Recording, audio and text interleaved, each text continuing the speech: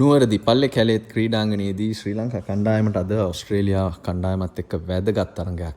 මේ ගෲප් එකේ සිම්බාබ්වේ කණ්ඩායම ඔස්ට්‍රේලියා කණ්ඩායම පරාජය කරපු හින්දා ඒගොල්ලෝ ඉදිරියෙන් ඉන්නවා ක්වොලිෆයි වෙන්න.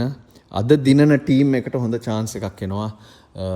ඉදිරියට ගිහිල්ලා සෙකන්ඩ් රවුන්ඩ් එකට සුපර් 8 එකට ක්වොලිෆයි වෙන්න. මම හිතන්නේ ලංකා කණ්ඩායම අද දින්නොත් ඒ ස්ථානය ඒගොල්ලෝ හිමි කරගන්නවා.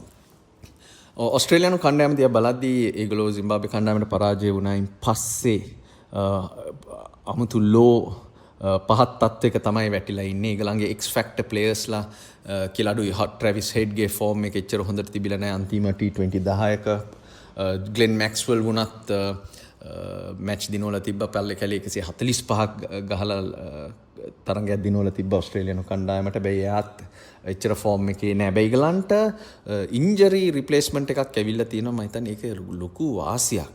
මේ වගේ කන්ඩිෂන්ස් වල හොඳට ලකුණු රැස් කරගන්න පුළුවන් ක්‍රීඩකයෙක් ස්ටීව් ස්මිත් ජොෂ් හේසල්වුඩ් වෙනුවට ස්ක්වොඩ් එකට ඇවිල්ලා තියෙනවා. ඉතින් එයා මං හිතනවා මේ තරඟේ ක්‍රීඩා කරයි කියලා. ඒක ඇවිල්ලා ඒගොල්ලන්ට ලොකු වාසියක් වෙනවා. හැබැයි ශ්‍රී ලංකා කණ්ඩායමට තියෙන්නේ තමන්ට කරන්න පුළුවන් දේවල් ගැන ફોකස් කරන එක විතරයි. වනින්දු හසරංග නැති එකේ මිඩ්ල් ඕවර්ස් වල විකට් ගන්න බෝල කෙනෙක් නැතුව යනවා ලංකා කණ්ඩායමට. ඉතින් වැඩිපුර වගකීමක් පැවරෙනවා දුෂ්මන්ත චමීර, මතිෂ පතිරණ සහ මහේෂ් තීක්ෂණගේ කර උඩට.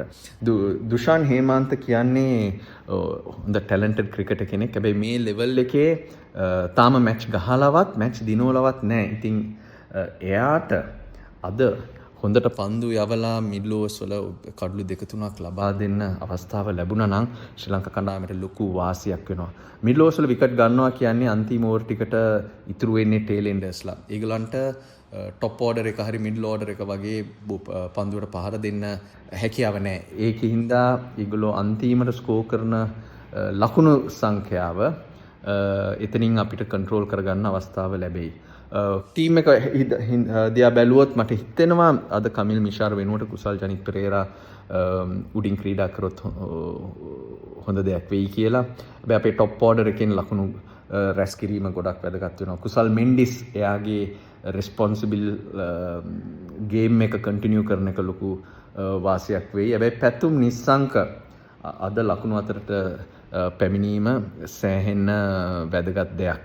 බැයි ඔක්කොම බලද්දි ටීම් දෙක ඉන්න තැන් බලද්දි මට හිතෙනවා ශ්‍රී ලංකා කණ්ඩායමට තමන්ගේ ස්කිල් එක තමන්ගේ ගේම් එක එක්සිකියුට් කරන්න හැකියාව තිබුණා නම් අද අපිට කිසිම ප්‍රශ්නයක් වෙන්නේ නැහැ මේ ලකුණු දෙක ලබා ගන්න. අන්තිම මැචස් ටික බැලුවොත් අපි අයර්ලන්ඩ් සහ ඔමාන් එක ශ්‍රී ලංකාවේ එච්චර හොඳ ටීම්ස් නෙමෙයි. හැබැයි අපේ මිස්ටේක්ස් අඩුයි. අපිට කරන්න පුළුවන් දේවල් හැම දෙයක්ම අපි හොඳට කරා. ඒක හින්දා මට හිතෙනවා අද අපිට හොඳ දවසක් වෙයි කියලා.